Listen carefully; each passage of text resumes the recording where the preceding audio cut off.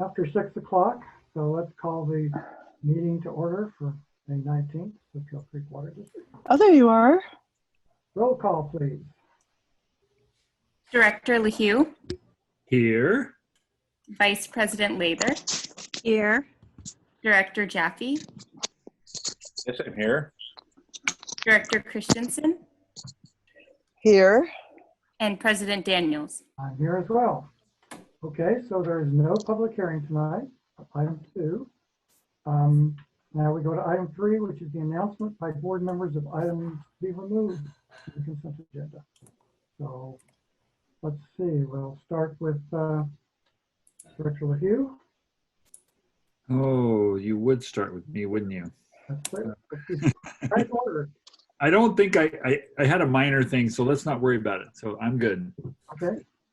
And let's see, Vice President Lather, I don't have anything to. Director Jaffe, Nothing to remove. okay, and Carla. No, I don't have anything that I have to call on either. Okay. I as well do not have anything I wish to pull, but I'd like to mention that in the management update, a couple of interesting things have happened. We admit back in late March, we formally bought the Chanticleer property, so we now own Chanticleer, which is a good thing. And as of now, it's reported that the Granite Way well is in service. So that's another good accomplishment. So thanks Yes. to staff and the board and everyone who's been involved, the consultants we've worked with and everything. So that's good stuff. Okay, so now. Oh, I'd like to add one. There was one more thing too. The stormwater grant was approved. Oh, yeah.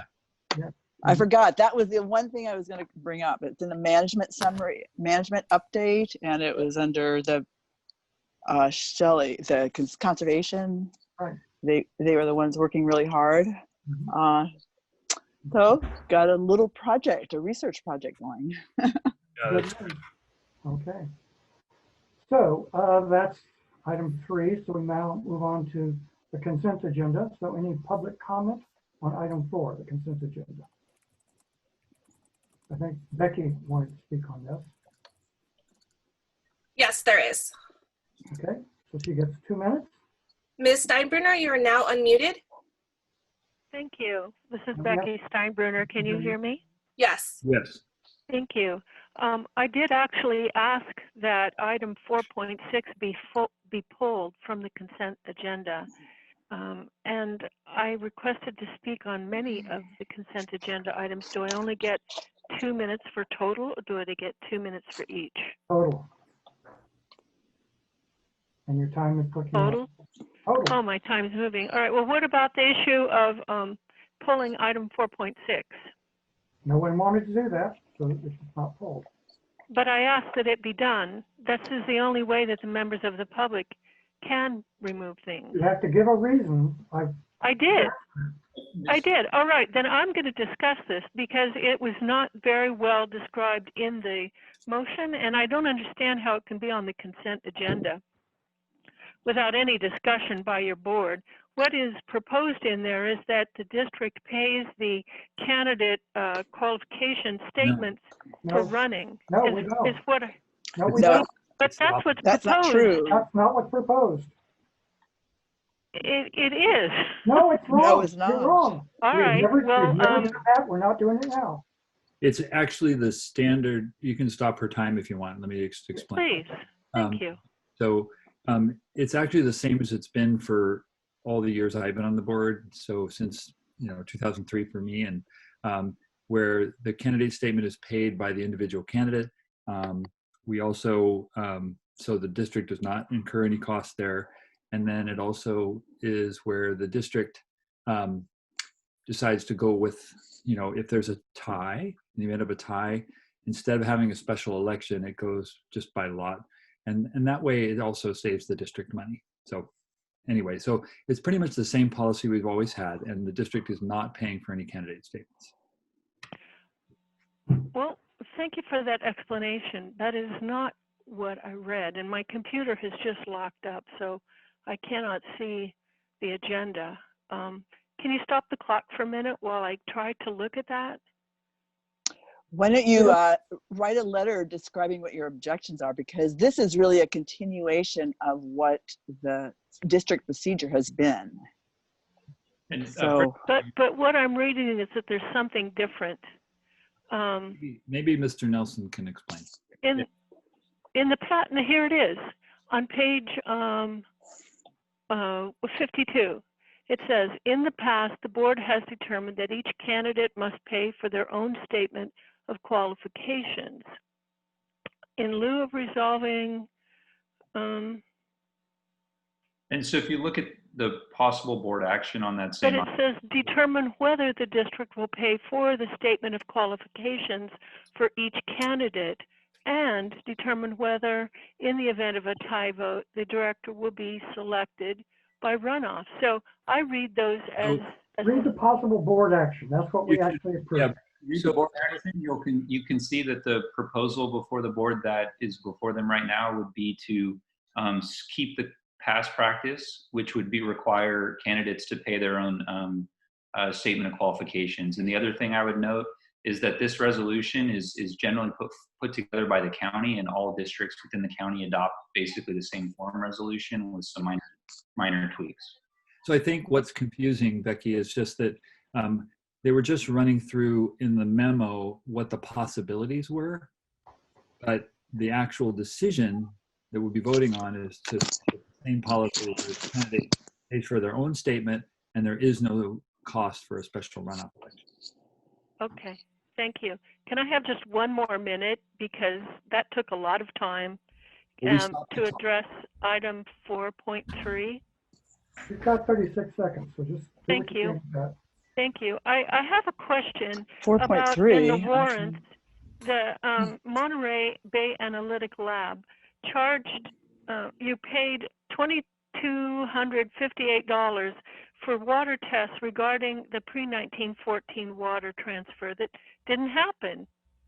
It The happened. same thing happened last month. And on page 34, you paid $2,969 to Santa Cruz for a water purchase that didn't happen. So I'm very curious if you It can did please happen. explain this. It happened in September, and I'm sorry, October and November. We did get some water from them before they shut it off. But you've been paying every month. You've been paying Santa Because Cruz City for water. We're required, once it happens, to test for 3 months after that.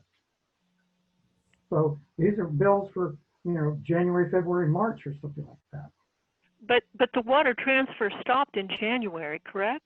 Correct, but Yep. we're required to Test for 3 months after that. testing, okay, just to make sure it's safe. But why are you still paying for the water purchase? Almost $3,000, Because they and didn't it was get- there last month too, and there hasn't been any further water purchase. Director Daniel, Yes, this is part of the requirements by the Department of Drinking Water. People think we can just turn the valve, but there are many things we do in the background to try to make a project like this succeed. And this is part of the requirement to sample. and I imagine that the bill from the city arrived here late. They didn't get around to it. And so we're just now paying for, the October, November transfers. No, it was there last month too. It may have been for Separate October. charge. It may have been there for October, but not November. I don't know. But you didn't start until December. I think I would recommend less back and forth on this item to stick with our policy. Thank you. Let's just go on. Okay. All right, so who should I address my letter or Public Records Act request to? I don't know. You've done so many of those. You should tell us. You're the expert. Yes. So you're asking, let me make sure I'm clear. Your question is you want to just make sure that the bills that were paid to the city were actually for water that was actually used. And so I think you could just double check probably with our finance department and just make sure that there's probably a lag in the payment. And so even though we didn't get water this spring because there wasn't adequate water, the payments are most likely, and I didn't check on this either, but I trust our finance department that they're not paying for something that we didn't get. And so I would say it's probably best to check with finance. All right, thank you. Thank you for answering my questions. I really appreciate that. Thank you. Okay. So that was And we still need to vote on the consent agenda. Any motions? I'll move approval of the consent agenda. I'll I'll second. Oh, go on, Russ. This is Rochelle. I beat Yeah. Carla. Okay, Okay. Michelle got it next. Okay, roll call, please. Director LaHue, Yes. Vice President Lather, Yes. Director Jaffe, Yes. Director Christensen, Yes. and President Daniels. Yes. So we now move on to item 5.0, which is the consent, oral written communications. So I'm not even sure who all we have signed up for this one. We have Chris Kirby. Ms. Okay. Kirby, you're now unmuted. And you have 3 minutes. Oh. Okay. I think Okay. I'm good. Try again. Thank you. Can you hear me? Yeah, now we can hear you. All right, thank you. So we've had small leaks in our plumbing for the last few years, and I sent you all a letter in the mail and then also via email stating that I had a plumber come out and he said that our pressure he checked it was 120. And he said that he had a friend that worked at Soquel Creek Water a couple years ago, and said that a house up at the uplands, the water pressure was really low and that they asked for it to be raised. I guess it was a 3-story house that was being built. And that's when we noticed, we didn't know what had happened, but all of a sudden we had really big pressure and we just went with it. I'm not a water expert. So this guy came out just 2 weeks ago and checked our water meter, or water pressure. It was 120 PSI. So he said, this neighborhood doesn't have regulators. So we had a regulator put in.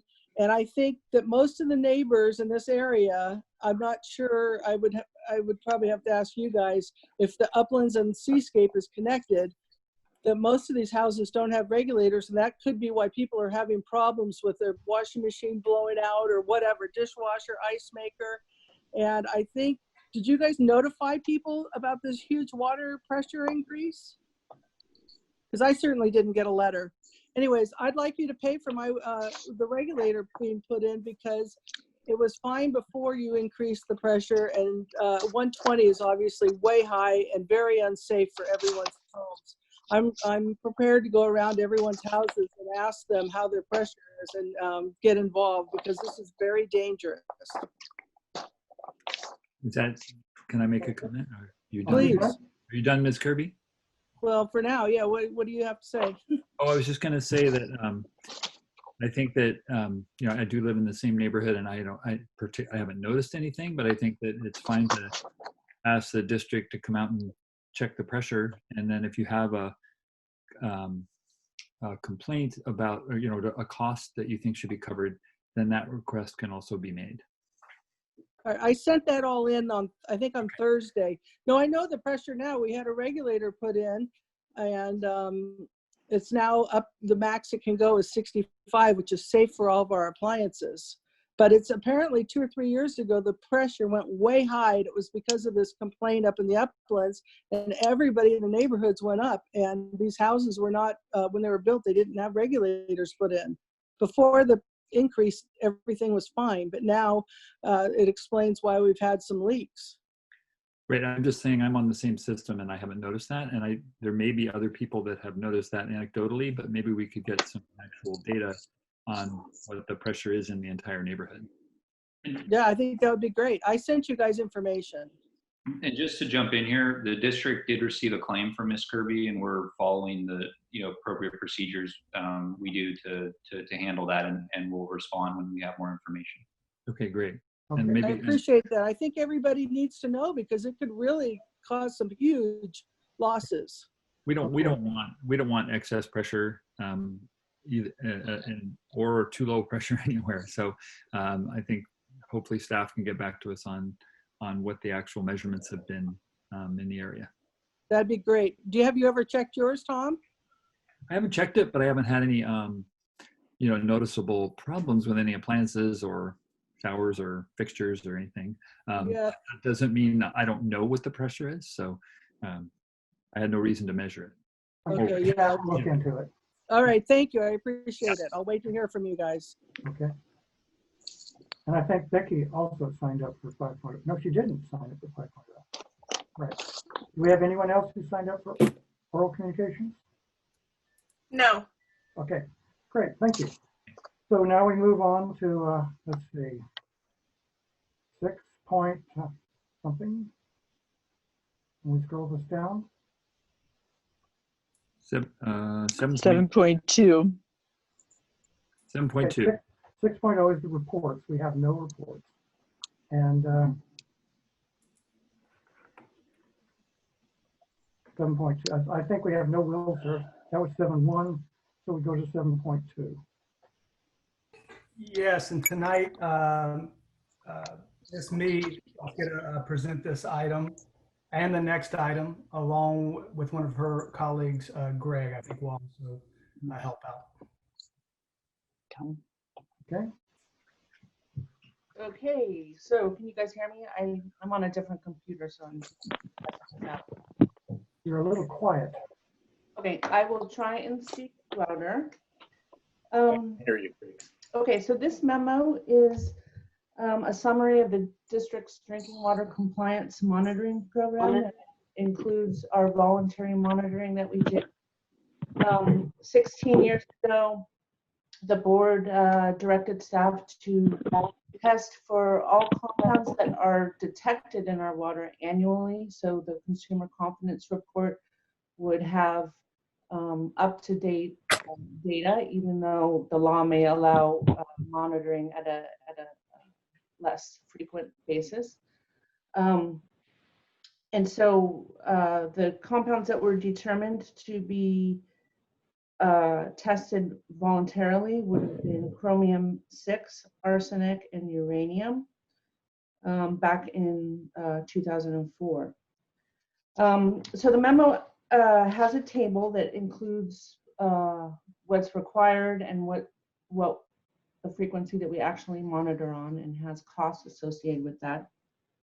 And the memo step by step goes through the different suites of compounds.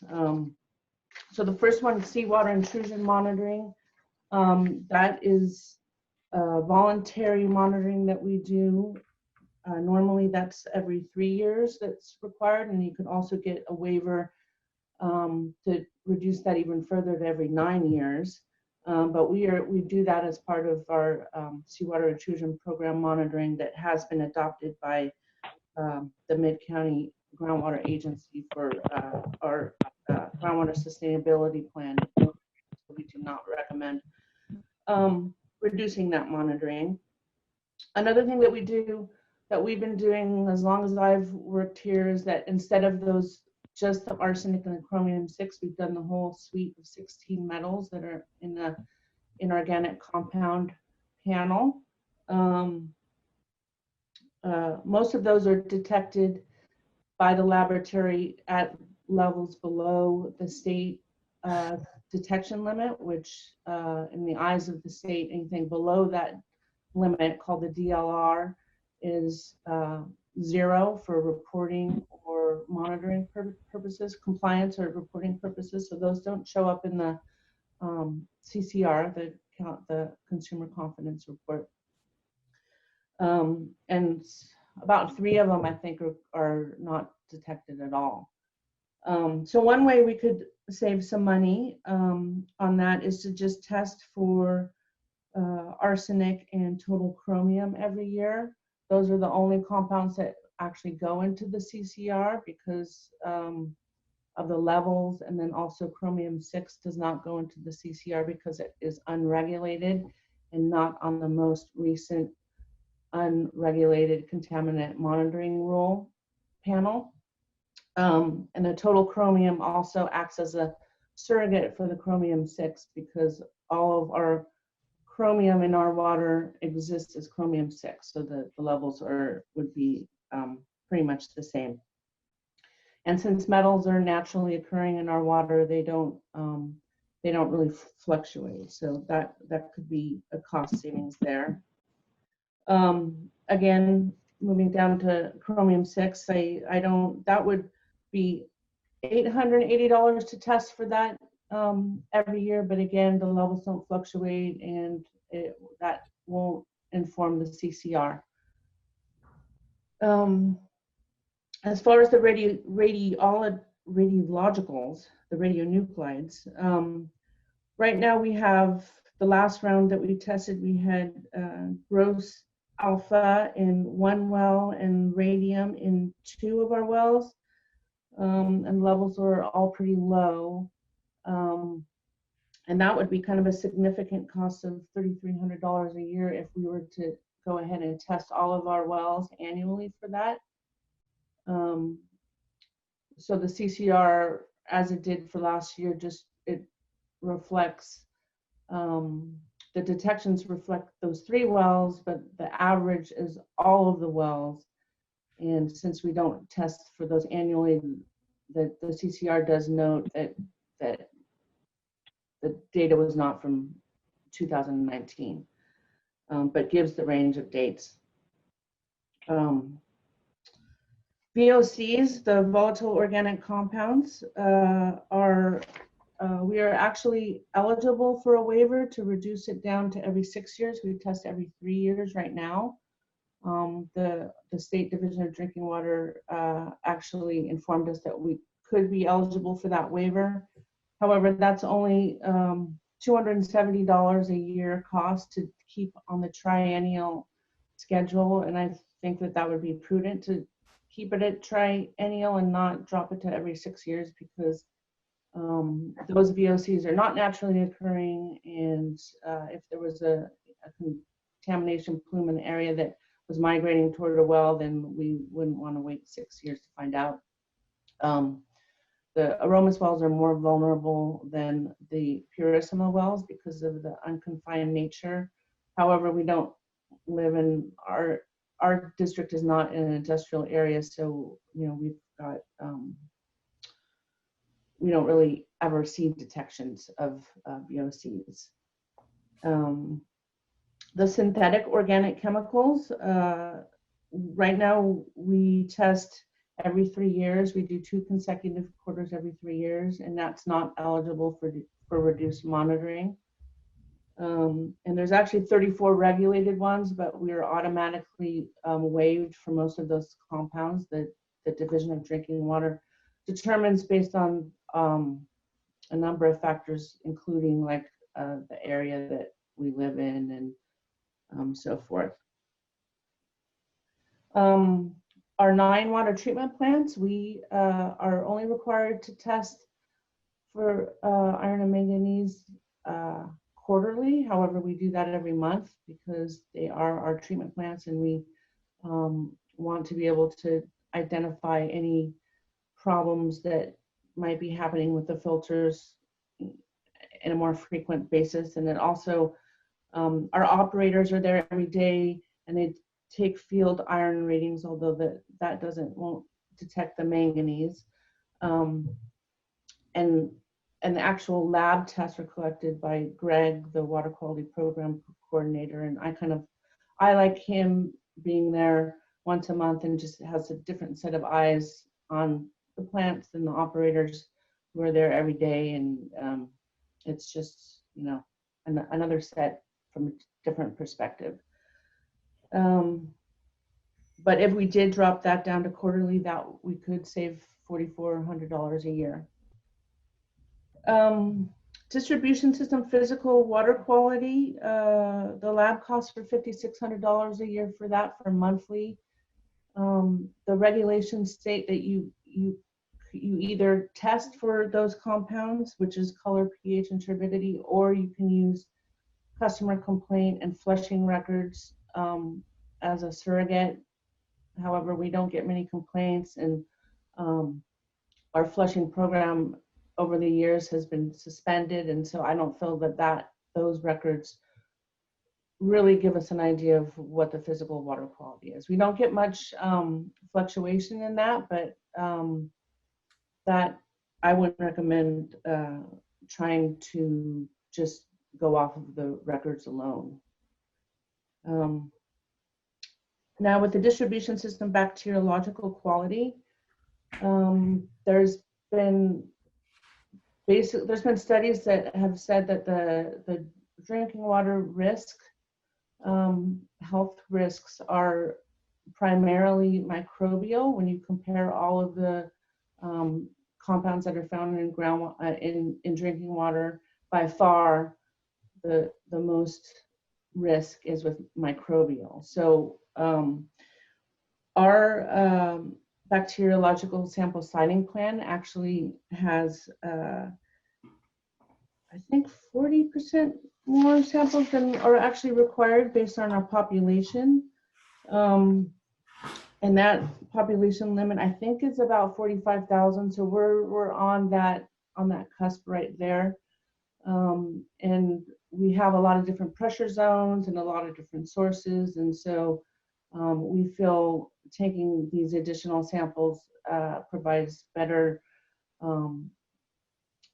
coverage over our distribution system. And because there is more risk with microbial contaminants, and we feel that we don't want to reduce that monitoring. And we would have to apply to the state for it, and I'm not sure they would even agree. We would probably have to go back and forth with them on that. There's a Water Research Foundation study that we put a figure in this memo that we took from, that Chad Seidel of Corona Environmental Consulting fame, he actually wrote this report on their study with others, and that kind of just shows graphically the relative risk with microbial contaminants, and then the next highest risk right there is arsenic, and then the next 1, 2, 3, 4, 5 are disinfection byproducts, followed by nitrate, selenium, and then combined radium. Moving on to disinfection byproducts, we sampled quarterly. If our running annual averages at each of our locations were less than half the MCL, we could ask for a waiver to annual. However, in a perfect world, we would be less than half of the MCLs if our air strippers were operating all the time, or if we weren't importing water from the city of Santa Cruz. However, for various operational reasons, those air strippers don't operate 100% of the time. And then also we take winter water from the city of Santa Cruz, so that would increase our running annual average over half the MCL. So I don't recommend asking for that reduced monitoring for disinfection byproducts. The lead and copper tap monitoring, we have been operating on a reduced waiver since the mid-1990s, reduced monitoring. And I wanted to add that that rule is being revised right now, and I don't know what the final rule is going to look like at this time, but we don't recommend increasing that right now. We've never had any of our averages anywhere close to the action levels. So in summary, staff would recommend reducing the metals to just arsenic and chromium to save $1,400. Continue not to test radiologicals every year, because that would cost another $3,300. And continue to not test for chromium 6 until that becomes regulated, because that does not inform the CCR. So are there any questions? We'll wait till after public hearing. Okay. So I think Becky wanted to speak on this item. Correct. Ms. Steinbrenner, you are now unmuted. Thank you. This is Becky Steinbrenner. Can you hear me? Yes. Thank you. I really appreciate the actions of this board now, but also back in 2004, when it voluntarily instituted this extra testing. And it was done, as your report says, to instill public confidence and to show that the district is very conscientious and concerned about water quality. I think that it is very wise to look at this in terms of how much it costs, but I think it's also very wise to keep it in place as much as possible, especially the Chromium 6. That, although that is not, the new MCL has not been formally approved, there was a lot of discussion about it, and I really think that you should report Chromium 6 levels, not total chromium. And that doing so would again reinforce the public's trust that the district is being truthful and conscientious about testing and its results. I also think that testing maybe not all of the wells for radiologic problems, but the 3 wells in the system of 15 that are problematic, to test those, especially since I remember one is at Aptos Junior High. So I think it is wise to examine costs. I think it is wise to keep the spirit of the board's initial intention of promoting public trust and showing the public that you are very concerned and are putting your money where your mouth is. That will be especially important if you move forward with the Pure Water Soquel project. Thank you. Your time's up. You know, can I just... No? So Okay. clarification, Christine, as I read it, we're testing for chromium, total chromium, and in our system, the chromium that's there is in as chromium 6. So we essentially are testing for chromium 6. Correct. Okay. So And if there was any chromium 3, that would just add to the number, and we would think it's higher chrom 6, which is right, right. We have an overestimate of chromium 6. So okay. Okay, so let's indeed start with the comments and questions and anything. So Lahu, you're up first. Yes, thank you. And really appreciate the report and getting us up to date on where we are with all the voluntary monitoring. And I think it's good to review it to see where we can save money. I think we also probably all feel like we want to make sure we're doing everything to make the water safe. In general, I'd say I agree with pretty much the staff recommendations. I wanted to encourage like the water treatment plant monitoring to continue monthly, because it sounds like that gives us a kind of a better feel for how our processes are functioning. And so, and it sounds like, you know, with the radiologicals, those are going to be, we're going by guidance from the Department of Drinking Water on how often to test there. So thank you. Okay. Vice President Leader. I was just curious. It didn't seem like we were going to be saving all that much money. How much annually would we be saving if we cut back? Cutting back on the staff recommendations would Yes. be, we would save $1,400 a year to not test for all 16 metals, but just for 2, arsenic and chromium. We're currently not testing radiologicals every year, but if we were to, that would be $3,300 added. And we're not testing for Chrome 6. But we're trusting for total chromium, so that. And that would cost $880 if we added that. And then that's just lab costs. It doesn't include staff time. And you take one sample a year? Yes. Yeah. Would be, well. Is that it, Rochelle?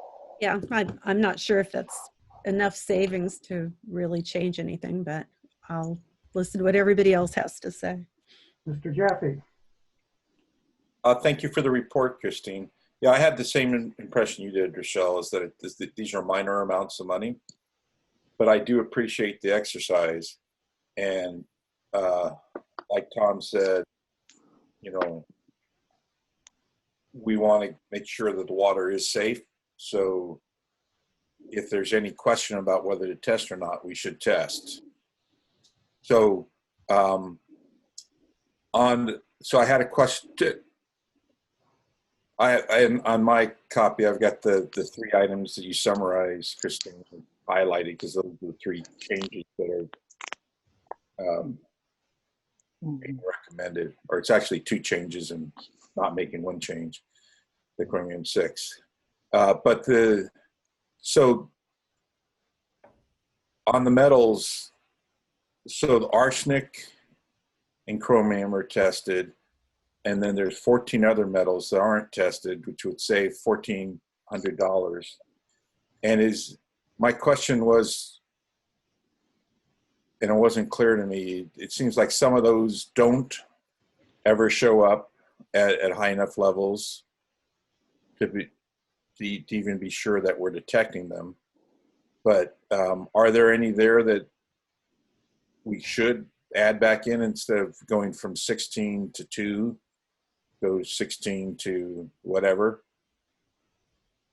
Well, we would still be if we reduce the monitoring, we would still be testing for all of the metals every 3 years. Okay. And there are, I don't know, about 10 of the metals are detected, but they're below the state DLR, which means that they don't go into the consumer confidence report, because according to the state, they are not detected. Laboratories sometimes for certain tests have lower detection limits than what the state mandates. So the only 2 that are above the DLR, the state's detection limit, are arsenic and chromium. So if the original goal was to inform the consumer confidence report that the data is fresh data, then only arsenic and chromium go into that report. Yeah, that's one goal, but another goal for me is if there's if you think there's a chance that there's fluctuations in these metals anywhere, that we capture that if there's any concern about it. But it sounds like you're not concerned about anything besides arsenic and chromium. The levels are not of concern at all. They're not, I mean, they're not above the detection limit for the state, so they're obviously, and they're not anywhere near the MCLs. And because they're naturally occurring, they generally are pretty stable. Okay.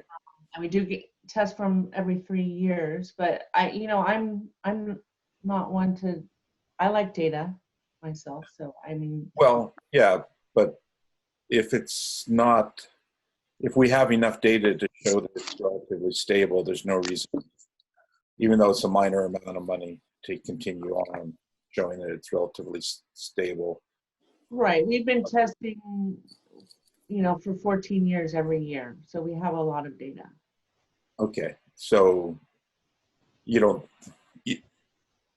the report says, and you've reaffirmed it, that we really don't need to test every year, but the 3 years would be every 3 years, and all 16 would be good except for arsenic. And yeah, I mean, it's really just it's not any more labor, and it's not anymore. It's because it'll all be tested from the same bottle, all 16 metals. You don't have to collect any more. Okay. Any more bottles, any more labor. It's just the pure lab costs of $1,400. Yeah, which is not a lot, but it doesn't sound like we need it. So, I support that recommendation. And then on the radiologicals, so it seems that the radium, it said the MCL is 5. I guess that's picocuries. Yeah. Per liter. And it says that the radium was detected in only 2 of the 15 wells. And if you add those 2 numbers up, it actually is above 5. So no, actually, those 2 numbers are the combined radium numbers. Okay, I got you. But that's close enough. So I learned a new word novennial, which means every 9 years. And so it's between every 3 and 9 years that we do testing. And do we have enough data to know that we're not, the 2.2 or the 3.7 is Stable. doesn't fluctuate and doesn't get closer to that 5? Or should we to test to make sure that it isn't fluctuating? Well, actually, Greg, you might be able to help me on this. I know we have one of the wells is the new Aptos Junior High well, so we don't have a lot of data on that. I think we had 4 quarters because initial monitoring consists of 4 quarters. So we do have 4 quarters of monitoring from Aptos Junior High, and based on the results of that is what the subsequent schedule is determined. So we're every 3 years, I think, for the Aptos Junior High radium. And then the gross alpha, I believe, was Ledyard well, and that historically has not been detected in that well. It just happened to be the last sampling. It was detected right above the detection limit. If we were to err on the side of caution, would we increase to make at those 2 locations test more than triennial to make sure that there aren't fluctuations that we're missing? Yeah, I mean, we could test just those wells with the detections for a lot less than the $3,300 a year. The $3,300 a year is for all the wells. However, if we didn't test all the wells, then the CCR would still say it would have a date range there for the average. Right. But we would, but it would be accomplishing detecting everything that has detections. However, it wouldn't, for the CCR, it wouldn't look like it was all fresh data because we would need to average. I understand. But my concern isn't, the CCR is required, and I'm sure that the guidelines are there for a reason. But like I said, I think we should err on the side of caution to, if there's something that we think even has a chance of being an issue, that we should, test more frequently for that. It seems like this could be something that in the places where it's been detected, we should just establish that, yeah, these levels are pretty stable. Yeah. That's just my opinion. I don't know how the other directors or how you or Greg feel about that. What are your thoughts on that? I think that wouldn't add very much cost if we did that, because the $3,300 was testing all 3 compounds for all CMOs. Okay. Okay. So Carla, do you have any questions or comments? Well, you're covering my questions because I basically wanted to see what, since the additional testing that was initiated in 2003 or 4, I mean, what I wanted to hear Christine's feelings about how, and also the 2 board members who were on the board at that time, Tom and Bruce, what they felt about the information that we got out of that and how valuable that was. And if it is, I think the costs that we're talking about are not that consequential in return for increased confidence in, the thoroughness of our testing. So I think I've got a pretty good feel for that, and I would trust Christine's recommendations, but I feel like the costs aren't significant enough to worry if we want to keep up a high level of information coming through on the quality of our water. Okay. Well, I guess it's my turn. I think we've covered everything pretty thoroughly. all my questions have been answered.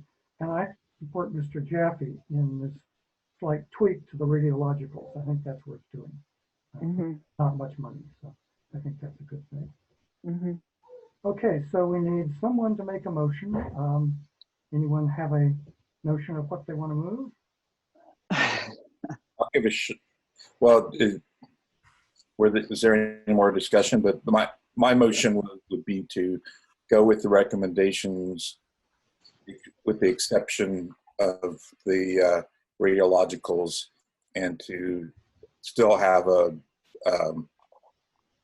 increase, still have an annual testing for the places where there's been detections. Okay. I'll second that. That's fine. Motion and second. Roll call, please.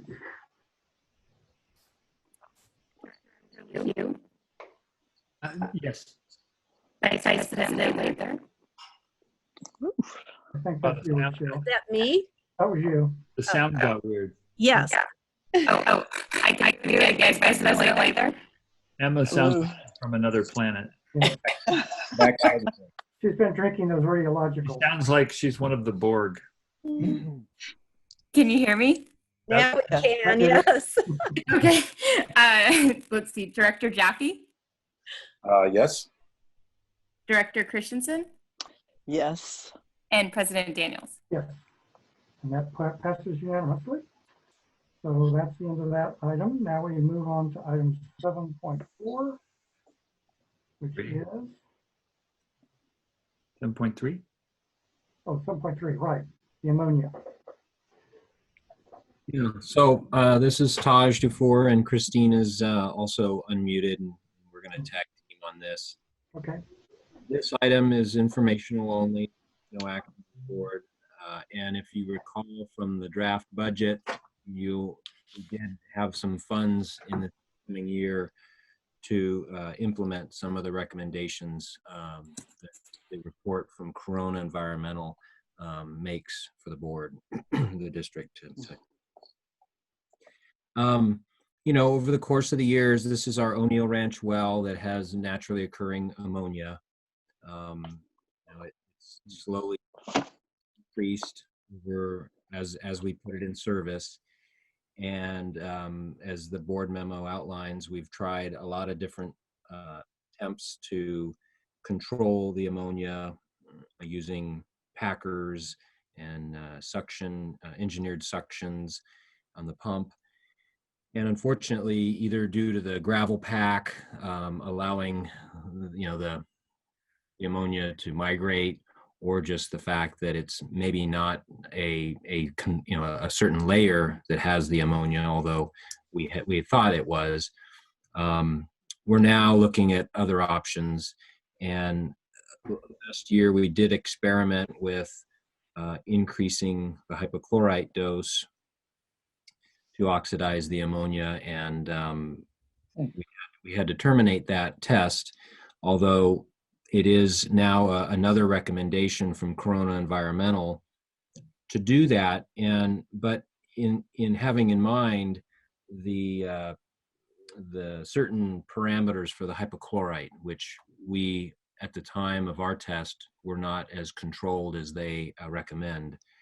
So for those tests, they recommend, of course, limiting the storage time for how old the hypochlorite is, keeping the temperature down, and also diluting the dose. So right now on all of our wells, we use 12.5% hypochlorite, and the more dilute the dosage. So if you can cut it in half and dose with a 6.25% solution, that helps with the chlorate formation, which is really the concern that the state has.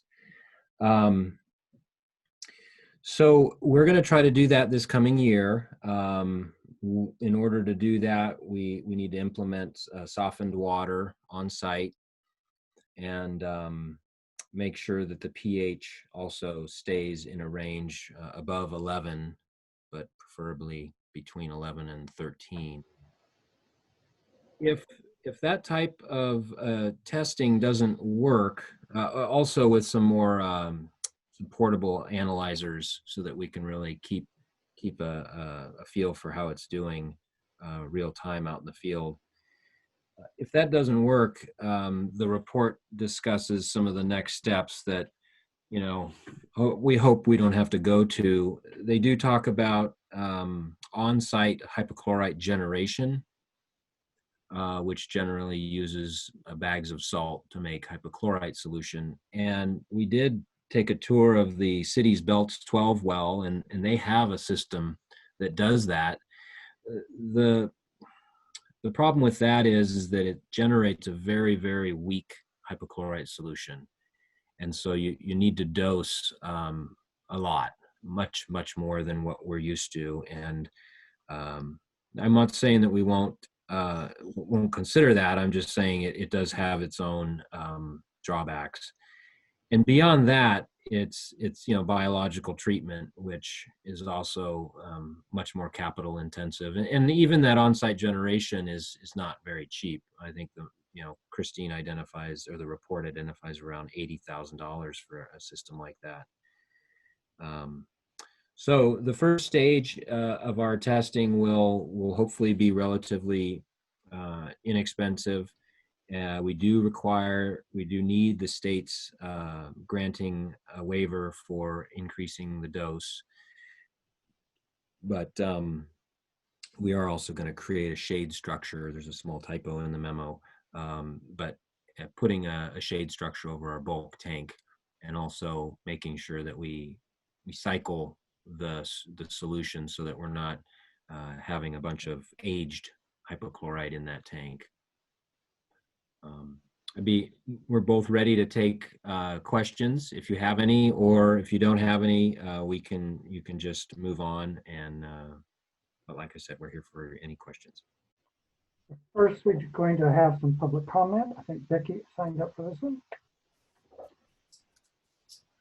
Ms. Steinbrenner, you're now unmuted. Thank you.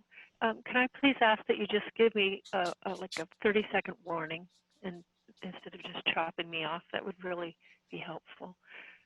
Thank you. This is Becky Steinbrenner. I'm interested in what the Corona report stated, and I see that, you know, the OSG system would cost $80,000, and that they also would recommend better instrumentation for better sampling.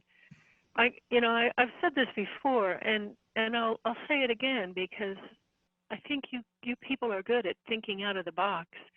This is a big well. You've put a lot of money into it, and it's not working.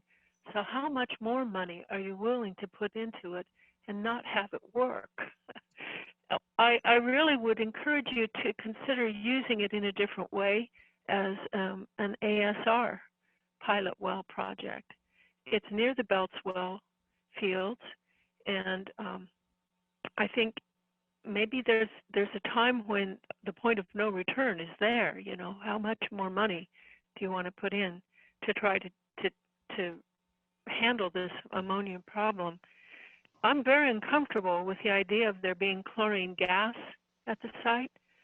I'm also very uncomfortable with there being tanks of sodium hydroxide at the plant. And I would ask that if that is the route that your district intends to go, that you do an EIR on this, because you are now well beyond 30 the, sorry? 30-second warning. Thank you very much. I appreciate that. So you are now well beyond the initial environmental analysis of this well by considering these new treatment methods. And I would also like to see the trees put in that were part of that environmental review. The photograph on 115 makes it look like a very stark place, and I think that there were mitigations for trees and things. And final, I'd just like to say that. Your time's up. Okay, so let's see, we start with Hugh. Any questions or comments? Yeah, and I appreciate you bringing this back, because I had wanted to, I think I'm the one that asked for the update on this. And I mean, it's really helpful.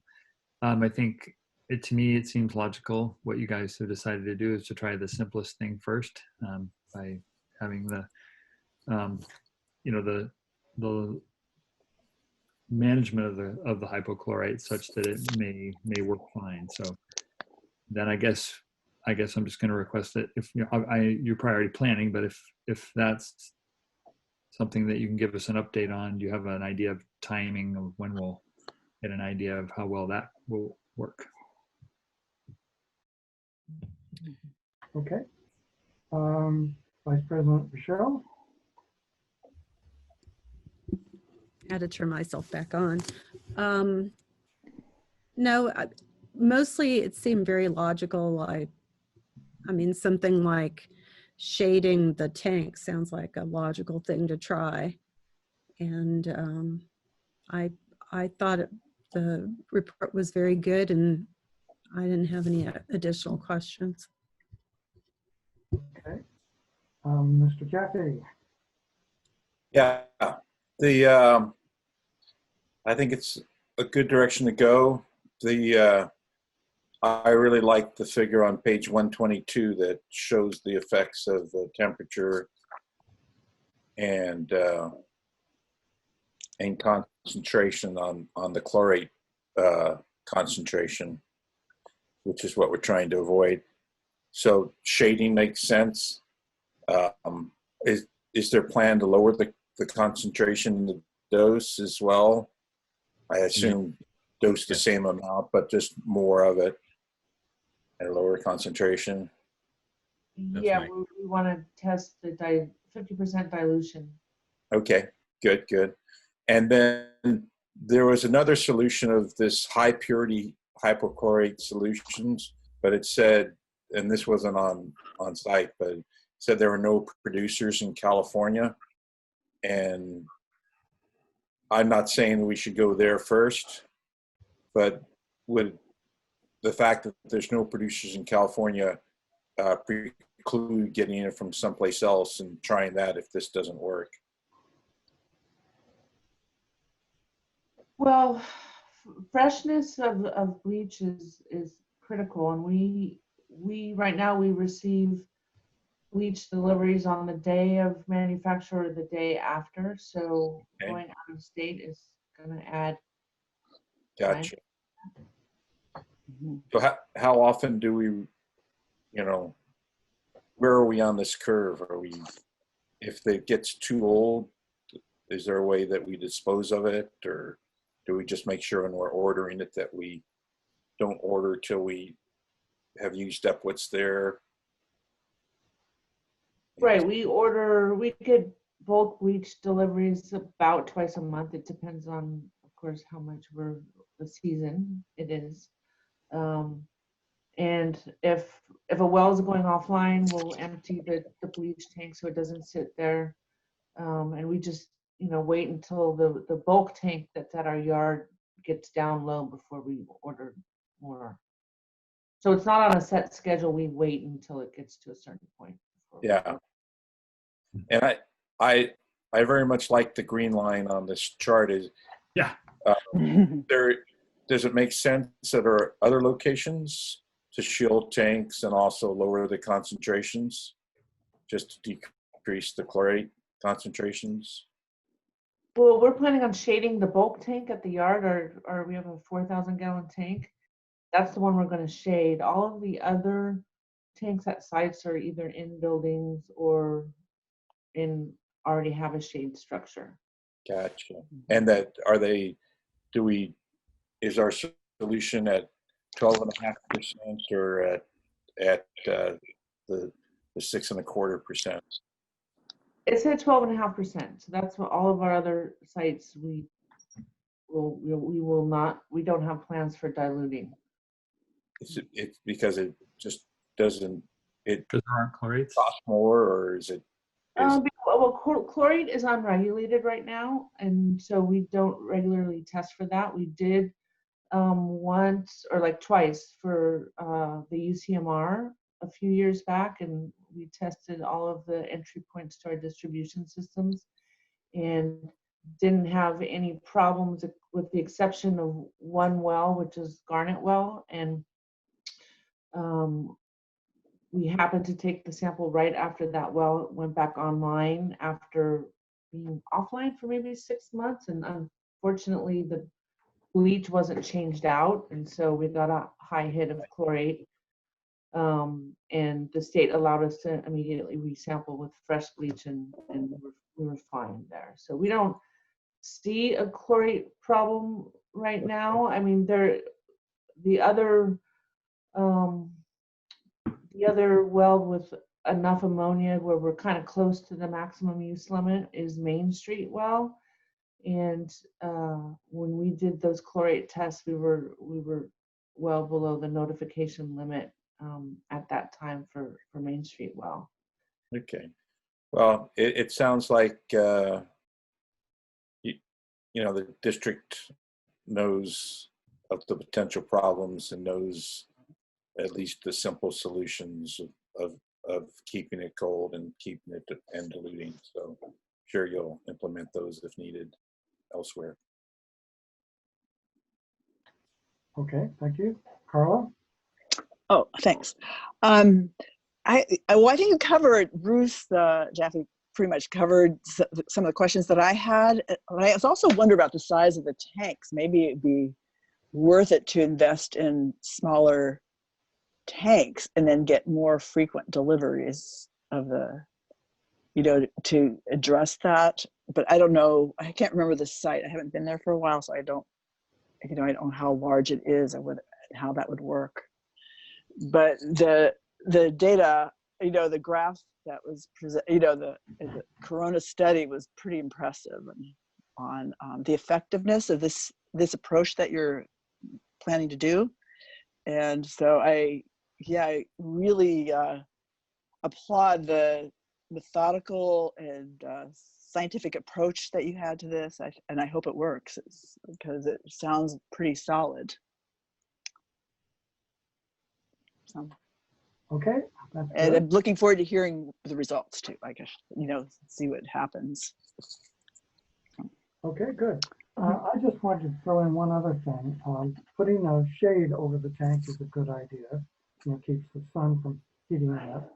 Of course, it does nothing about the ambient air temperature, which in the summer can be kind of warm. And for that, the one thing we might be willing to consider is a water jacket we put around it. We could even make it flow, right there in the main site. We have a well, and you could pump water from the well through the water jacket and then out to the distribution center. So you could reuse the water, not even waste it, just use it to keep the tank cooler. And that might be a help. So another idea.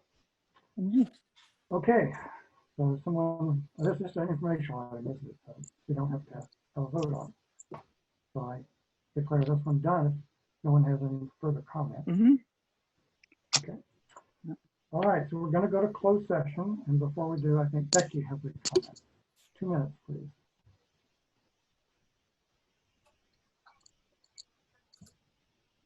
Ms. Steinbrenner, you are now unmuted for closed session comment. Thank you. This is Becky Steinbrenner. Can you hear me? Yeah. Thank you. First of all, I want to say that I have served an appeal of the Coastal Commission's Coastal Development Permit. I'm having difficulty filing that in San Francisco, where I do intend to file it because those courts are essentially closed down. But I am working and will file that. And I'm doing so because I feel that the Coastal Commission did not really examine anything. It was, to me, rather shocking, the rubber stamp approach that they gave the project, especially considering that it was under a consolidated permit agreement of many agencies. And I want to point out to you, I did send to your board on May 17th a letter with 2 attachments, including the lawsuit that the North Coast farmers have lodged against the city of Santa Cruz. This is what Director Daniels often refers to as a stumbling block for being able to extend the water transfer pilot project and pricing. And if you read that, especially the second attachment, which is the city's demur on the petition. The city can charge what they want for water. Under Prop 218, 30 they seconds. can charge what they want, but they cannot charge more than what the cost of the service is, and that's referenced in that demur under 2 of the California constitutional articles that regulate Prop 218. So you do have the ability to go to the city and try to negotiate both an extension, and I would really love to see your district work to go for those temporary urgent use water rights extensions that you are Time's very up. well allowed to do now Thank you. under water code. Okay, so we now go to closed session. So all of us need to log out of this and use the other one, the Teams log on to go to closed session. Closed session ended at 8:11 p.m. and no reportable action was taken. Thank you.